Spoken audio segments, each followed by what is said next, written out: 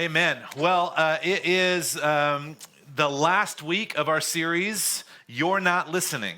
And we're going to finish it up today. It was probably maybe 2 months ago or so. It was kind of a crazy week, and we decided to do something to kind of alleviate some of the household chores, something called Fluff and Fold. Are you guys familiar with this?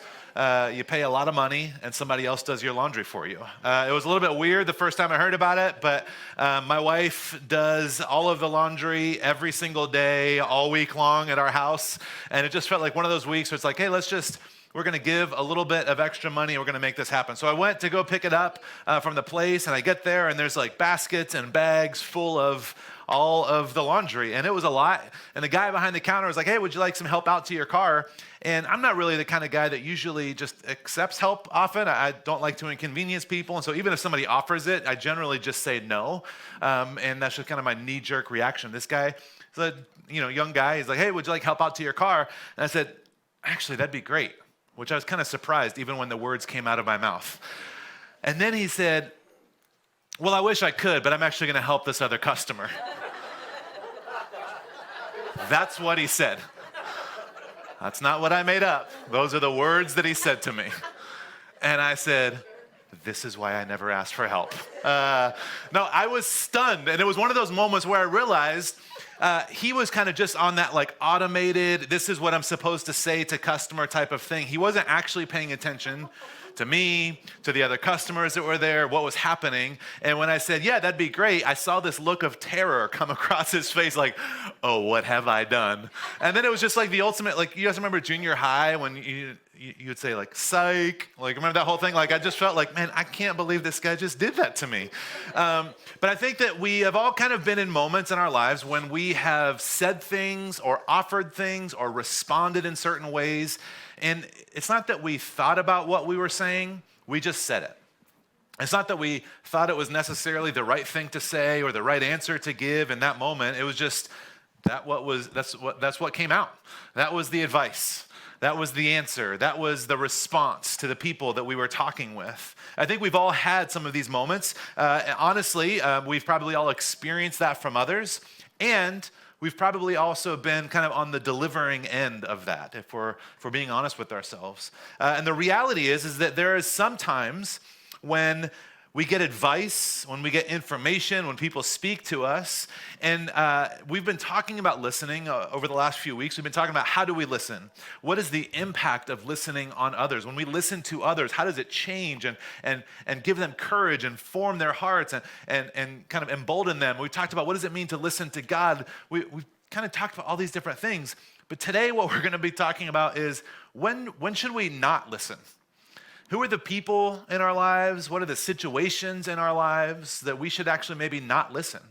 Because I think that a lot of times we just we get it wrong.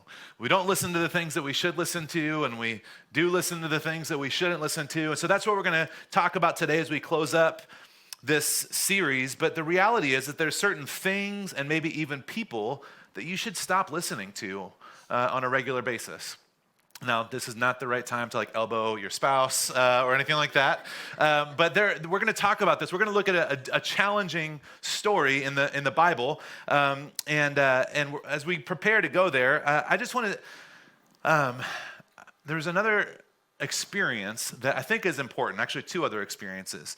One, for my brother-in-law's 10th wedding anniversary, they wanted to go to Maui. I'd never been to Hawaii before. Az and I had been married for a few years, maybe 3 or 4 years. I'm like, great, we'll go. It's going to be a ton of fun. So I get to Maui, first time ever, and we're settling in, I'm trying to get the lay of the land. I'm just looking forward to wearing a bathing suit and just doing nothing all week long. And he's like, all right, I've got dinner plans already picked out. We've got our favorite restaurants, this, that, the other thing, all these different, options and ideas. And he's like, so night one, we already have dinner planned. We've got the reservations. We're going to go. I'm like, okay. Like, I've never been to Maui before. I don't know what's good. I don't know where to go. And so we all load up and go to Outback Steakhouse. To which I said, Outback Steakhouse? And he says, this is the best one in the country. And look, I'm like as much of a fan of a bloomin' onion as the next guy, but they're like, I can get Outback Steakhouse anywhere. And so from that point in time, I don't listen to anything my brother-in-law says. No, but I don't listen. I've learned he actually doesn't have great taste in food. And so there's just, but you guys know, there's some people that you're like, if they say something's good, I'm going to go there. And then there's other people in your life, it's like, yeah, let's make sure we pick where we go to dinner next time we hang out with them. We all do it. It's like, man, I probably shouldn't listen to that person. They have a track record of making poor choices. They have poor opinions, poor taste in food, whatever it might be. A couple weeks ago, Ez and I, we got to kind of fulfill this little I don't know, I struggled to figure out what word I wanted to use for this first service also, but we've been wanting to play golf. For probably about 6 months, maybe 9 months, we're just like, man, it'd be fun to play golf. We've never played before, and we're like, it'd be kind of fun to figure out something new that we can do together, and she loves being outside, and I love being bad at things, and so we're like, this golf seems like it would be a great option for us, and so there's a couple in our church that offered to take us, and it was so much fun. We went, we had a great time just right here to Newport Golf Course, and just played 9 holes, and it took 17 hours. No, I'm just kidding. It was a lot of fun. On the way home, it was so much fun that Ez actually booked another tee time for the following Friday, so this is 2 days ago. So we're like, great.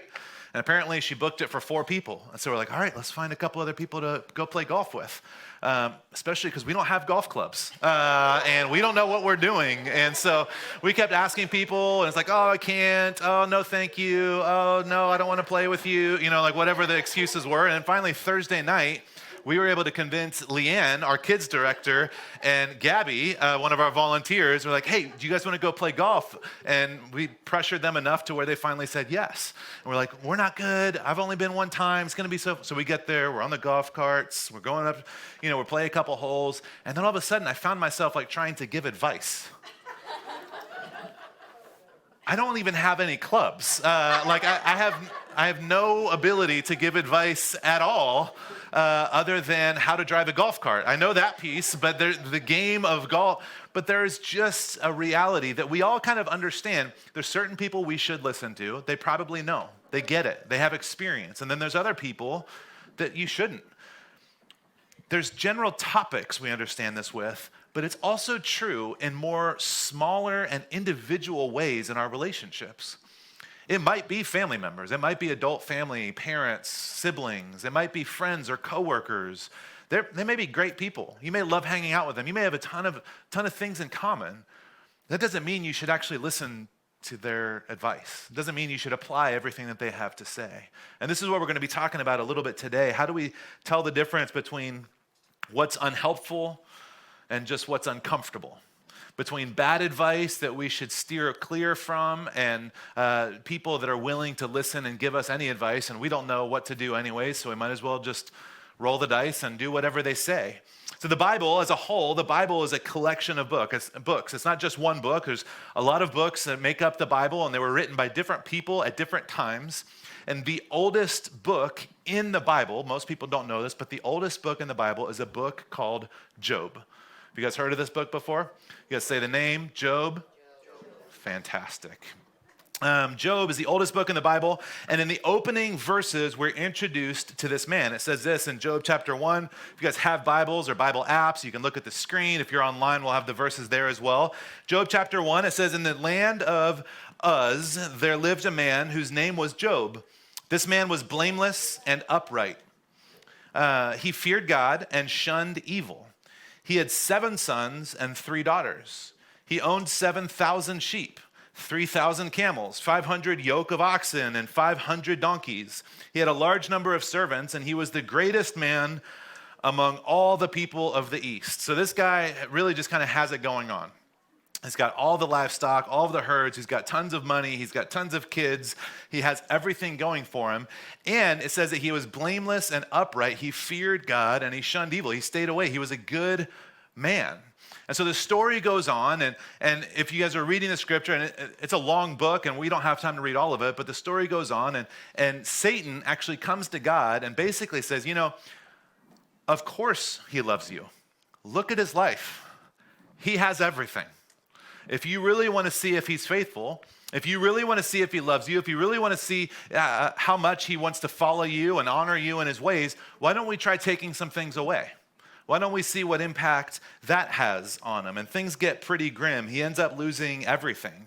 His money, his property, his kids die, his physical health goes. And in verse 22, it says, in all of this, Job still did not sin. There's this thing that Satan is trying to do by taking away from him all the goodness and the health and the favor and the good things that he loves. Satan assumes, he's like, if I take this all away, then there's no way that Job would still want to honor God, that Job would still want to be faithful and to push off evil. Ultimately, what happens is there's a series of people that show up to give him advice. And Job has to decide who he's going to listen to. In chapter 2, verse 7, it says, so Satan goes out from the presence of the Lord and afflicted Job with painful sores from the soles of his feet to the crown of his head. And then Job took a piece of broken pottery and scraped himself with it as he sat among the ashes, which was just this way of grieving all that he had lost. In verse 9, it says, his wife said to him, are you still maintaining your integrity? Curse God and die. What an encourager. And this is a great, if you're looking for a new memory verse, like this is a great one, curse God and die. His wife, she says, why are you still maintaining your integrity? Why are you still fighting to honor God? Just let it all go, curse God and die. Just be done with it. And he says in verse 10, he says, you are talking like a foolish woman. Shall we accept good from God and not trouble? He kind of pushes back, and he does this thing that I did really well when I was in junior high also. It's like, I didn't say you are a jerk. I said you're acting like a jerk. It's like, I didn't say you are a foolish woman. I said, why are you talking like a foolish, it's very clear in the words that he's using. But he pushes back, and there's this piece where it's not necessarily that she's evil and she hates God, but realistically, she has lost as much as Job has. All of her children, their stuff, their status. She sees the pain that her husband is in. And there's a reality that when we are that close, when we are experiencing the pain along with someone, we don't always have the right perspective. We don't always actually have a great kind of angle on what should happen, how we should respond in these moments. It's tough when the person you're closest with is unable to have compassion or comfort you. Sometimes it's because they're just disconnected, and other times it's because they're actually going through their own version of that pain. We can be so kind of deep in our own pain that we respond poorly to other people. So Job, he kind of draws this boundary. He doesn't cut her off. He doesn't say, we're done. He just says, this is not the way we're going to approach it. I'm not going to listen to this. I'm going to do this a different way. This goes on in verse 11. It says, when Job's three friends, Eliphaz the Temanite, Bildad the Shuhite, and Zophar the Naamathite, round of applause. Thank you. When they heard about the troubles that had come upon him, they set out from their homes and met together by agreement to go and sympathize with him and comfort him. When they saw him from a distance, they could hardly recognize him. They began to weep aloud, and they tore their robes and sprinkled dust on their heads. Again, this is all just ways that people would show that they are in mourning in this time. Then they sat on the ground with him for 7 days and 7 nights. No one said a word to him because they saw how great his suffering was. It's interesting because this is actually the most helpful thing that his friends did. It kind of all goes downhill from here, which we'll look at. This is the most helpful thing that they did. They saw how great his suffering was, and they sat with him. They showed up. They kind of stepped into that mourning, that grieving process, and they just sat in silence with him.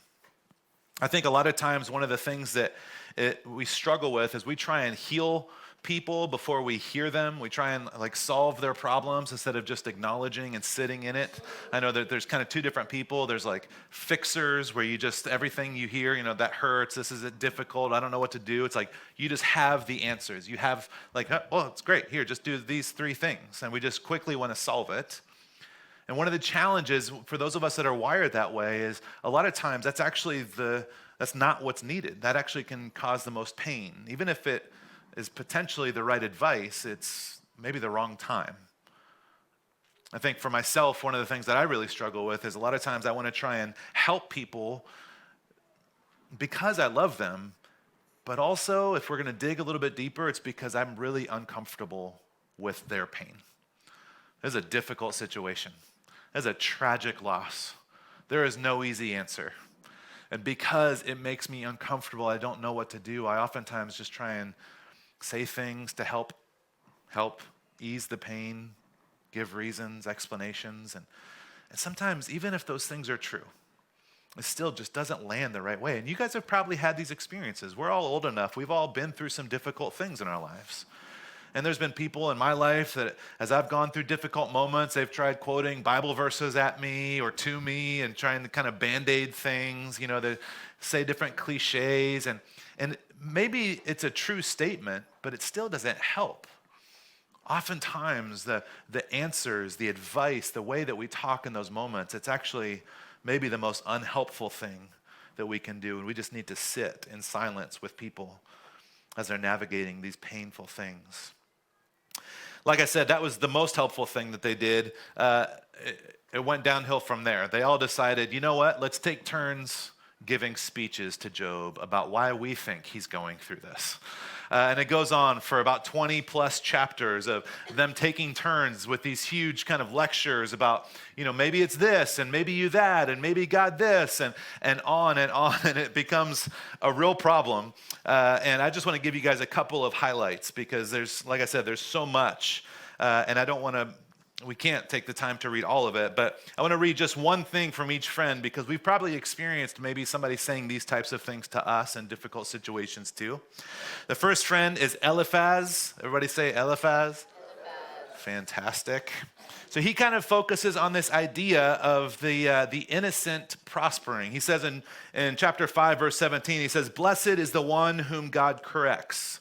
So do not despise the discipline of the Almighty." You're kind of saying, hey, you know what? You're lucky that you're going through this. There's something better that's going to come out on the other side. I've heard that from people before. Like, there may be something better on the other side, but this is hard. This hurts. This is difficult. He starts to explain away and kind of articulate this idea that, you must have done something, and because God loves you so much, he's caused all of this pain to happen in your life. And he started to kind of put it on this idea of Job's faults, but also this is just the way that God shows up. And I just don't know that that's accurate. It talks about how Job was a righteous man and he shunned evil and he honored God with all he had. And repeatedly throughout the story, it says that Job still didn't sin in this process of grieving and loss and all these things. And there's this person that just says, you know what, this is good that you're going through this. You're going to appreciate this later. And there's some things we may be able to look back on and see how God moved. God showed up, God provided, that God was able to take something that was painful and broken and bring something good out of it. I have those things in my life. It doesn't mean that I'm happy that it went that way. It doesn't mean that we need to be grateful that that happened to us. We can acknowledge that we serve a God, and this is literally the reason that we're able to serve this God, because he is able to take things that are broken and painful and make life come out of them. He doesn't cause things to be broken and painful. It's a difficult thing. Eliphaz has a nice attempt, but ultimately comes up short. The second friend, his name is Bildad. Everybody say Bildad. Let's say it like we're a little bit annoyed, like Bildad. That's like the perfect name for that, right?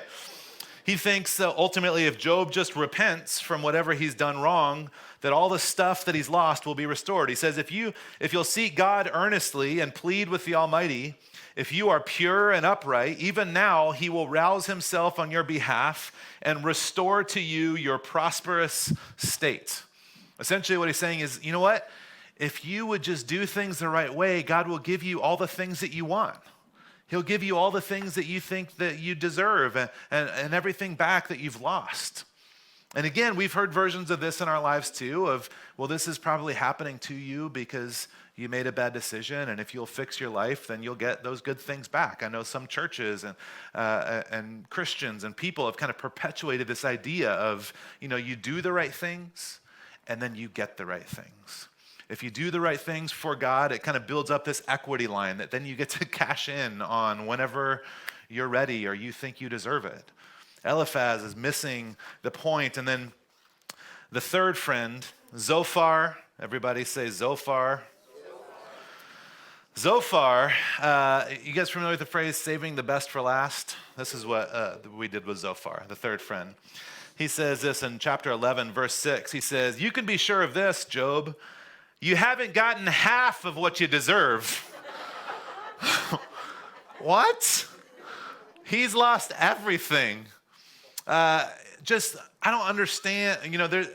Again, each one of these is chapters long, these speeches, and there's so much in there. But he essentially is like, yeah, you know what? You are a pretty broken, terrible person. You got off lucky this time. And it's so bizarre. It's so difficult. It's such a challenge. These three friends, they give a total of 8 speeches to Job. Like I said, it covers about 21 chapters in this book. Job, who has lost everything. He's totally grief-stricken and struggling and mourning the loss of loved ones and wrestling with his faith and understanding why is it that this is happening. I feel like I've done things right. This is what they decide to do. They decide to start just layering on advice and suggestions and ideas. Proverbs 18:2, it says this. It says, "Fools find no pleasure in understanding, but they delight in airing their own opinions." And I think that this verse was written about me. Man, I don't think I actually have all the answers, but I'll probably be the first one to give you an answer. I'll probably be the first one to give some advice, to try and solve a problem, to help someone out. And it's not because I think I have it all figured out, but again, it just goes back to this idea of like, how do we actually engage and listen to what is going on in someone's life and be aware enough of what they're dealing with to be able to respond the right way. It's a difficult thing to navigate. They sit with them and they listen at first, but they make this quick decision just to start lecturing. They're done with the grieving process and they decide to start talking to him and giving him advice. There's a lot to dislike about these guys, and I think that what we need to realize for them is that I think that it's not because that they're evil or they just really dislike Job. I think that they're genuinely kind of anxious and oblivious, and they're just trying to figure out how do we label what's happening here? This doesn't make any sense. So let's just throw some things on the wall and see what sticks. It's a really, really painful situation. None of them stepped in, and at least what it says, none of them offered for Job to live with them. None of them offered to help him or ease any of the physical pain or the emotional stress. They just tried to offer hey, here's the advice. Here's what you might have missed. And the reality is we need to be heard, yes, but we also need to be helped. It kind of goes hand in hand. And Job in chapter 16, he responds in one of the ways I think we all kind of understand. He says this, "I've heard many things like these. You are miserable comforters, all of you." Which is probably the kindest way you could have said what Job was actually feeling in that moment. "You're miserable comforters, all of you. Will your long-winded speeches never end? What ails you that you keep on arguing? I also could speak like you. If you were in my place, I could make fine speeches against you and shake my head at you. But my mouth would encourage you. Comfort from my lips would bring you relief." Job is essentially saying, the things that you're saying to me, not only are they hurtful, but it's almost like you don't even know me. We're introduced to who Job is at the beginning of this story. It tells us the kind of man that he was, and you would assume that Job's friends know the kind of man that he was, and they're saying all of these things that are putting Job in this place of having to wrestle with, what is this? Is this helpful? Is this true? Is this accurate? Is it true about me? Is it true about who God is? He's having to navigate all of this in the middle of having to grieve the loss of so much. Sometimes the best thing to say to people that are navigating pain like this is just the truth, which is, I am so sorry. I don't know why this is happening. I have no idea what to say. But I'll be here. I'm here. I'm available. Can I help in a way? Is there something that you need? We say, I don't have the answers. I don't have the advice. Because a lot of times we don't. But it's okay to acknowledge that. It's actually maybe the most helpful thing that we can do to acknowledge that. Job's friends, like I said at the beginning, they did 3 things right. They showed up when he was in pain. They empathized with him. They wept and they mourned, and then they spent time with him in silence. 7 days and 7 nights in silence, just sitting with him. And this is actually this is a kind of a traditional Hebrew idea, this idea of, it's called sitting Shiva, where you show up and you just sit and you be with people. And you talk if they ask you something, but otherwise you just let them know that you're there. I've heard some people call this the ministry of presence, which is just the ability to be there with someone that's going through a difficult thing. It's an important thing for us to figure out. This sermon specifically is not about suffering, but obviously the story of Job is very much about suffering. And I think it's important, we're going to kind of take a little bit of a turn here in a second, but as we're talking about suffering, I think one of the important things that I've learned and I don't always get right is the greater the pain, the fewer the words. The more someone is going through, the less you say. You're there. You're with them. You're present. If it's like, I had a bad hair day type of pain, talk all you want. But for people that are grieving the loss of loved ones or navigating these types of things, there's just not a lot of words that are actually going to be helpful, or at least not as helpful as you just being present. So this story, like I said, the sermon is not just about suffering and pain. The story obviously focuses in on this a lot. But we have to ask the question, okay, what does it look like? How do I know who to listen to and who not to listen to? How do I know what advice should I take and what advice should I not take? How do I know where I should eat when I go to Maui and where I should not eat? How do I know what clubs I should use when I play golf and what clubs? How do we navigate these realities? Because we are constantly hearing from all kinds of people in our lives. And so here's the big idea that I want us to hold on to, is that if what someone says about you consistently conflicts with what God says about you, then they're not worth listening to. You can be friends with them. You don't have to cut them out of your life, but we decide who we're going to take advice from. We do this, as silly as it is, with restaurants. We do this.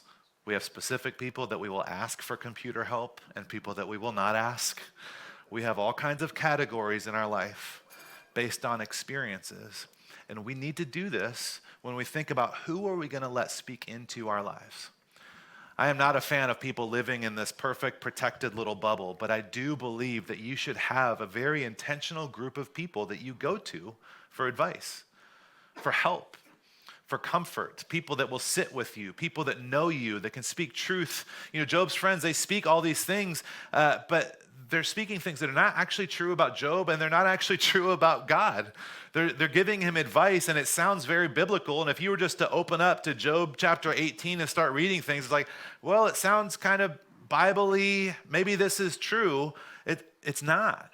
There's all kinds of flawed advice, and what they're doing in this passage, in this story, is they're trying to kind of just throw things out that may be true, that may be the experience, and we have to be able to make this decision. Is what these people saying to me, is what my friend, is what my family members, my coworker, is what they're saying, is this consistently true with what God says of me? Is this consistently true with how God is calling me to live? Is this true of how God is calling me to act? I think sometimes because someone makes the effort to listen to us, we feel like we should probably just go ahead and apply whatever they said.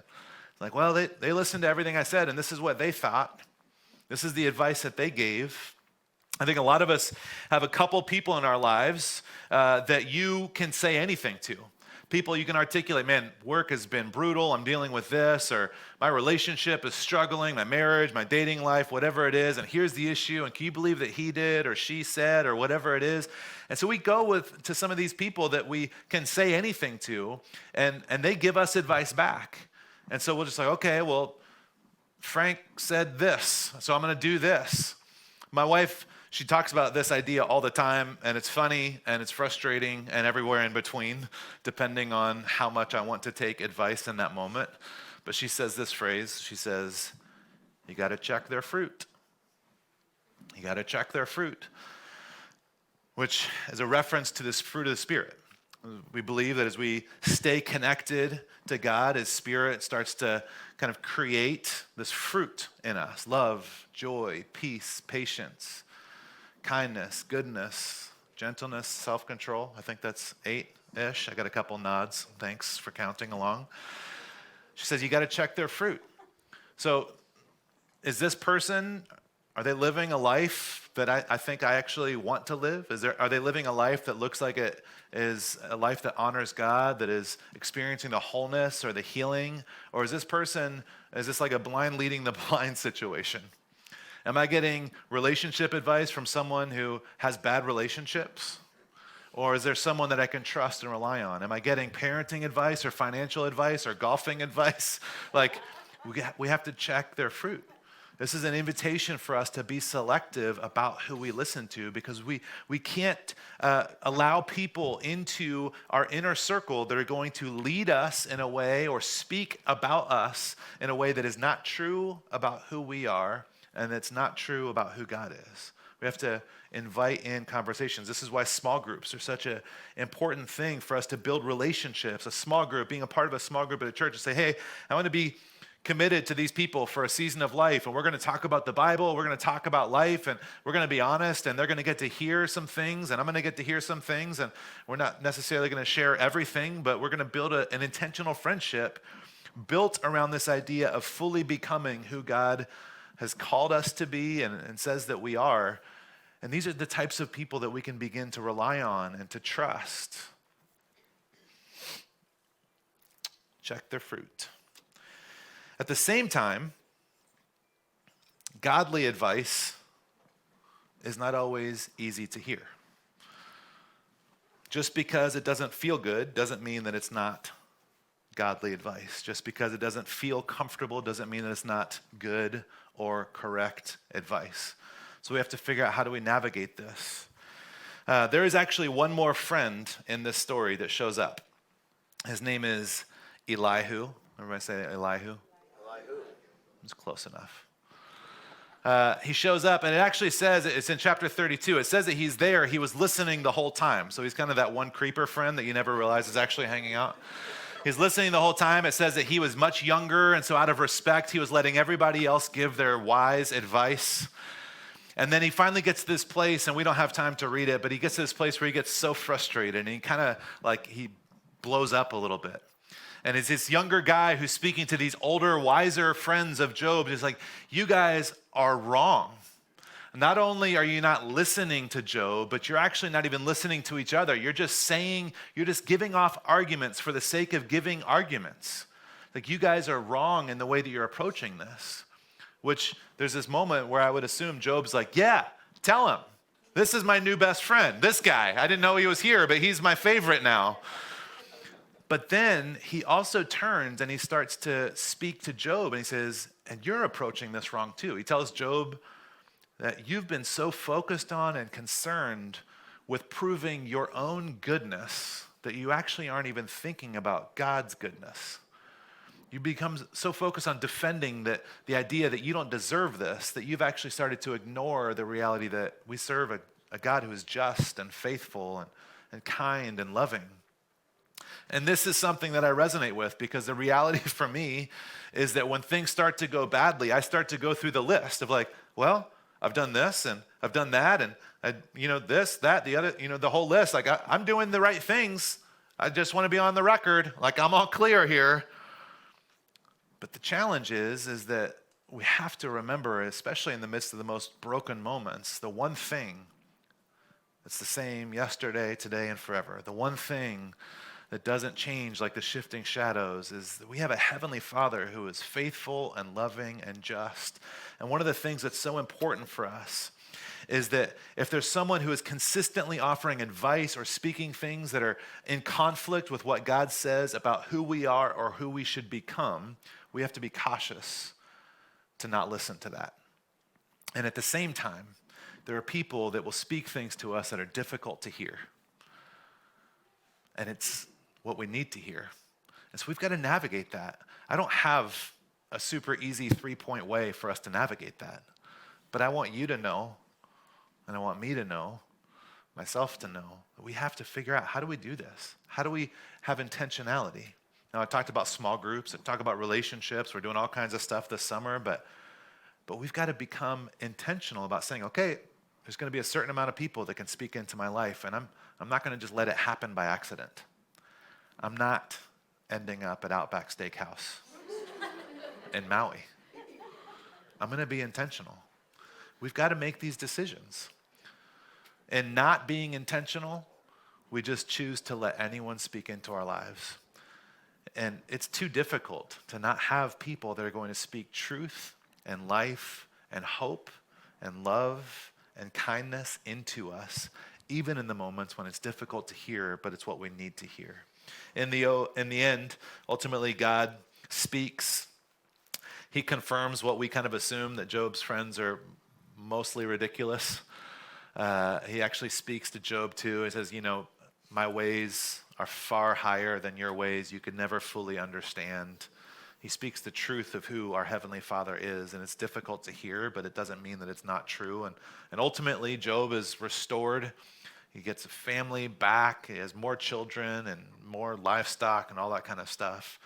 The reminder, the takeaway for us is we have got to be intentional about choosing who we listen to, and just as intentional about choosing who we're not going to listen to. Let's bow our heads and pray together.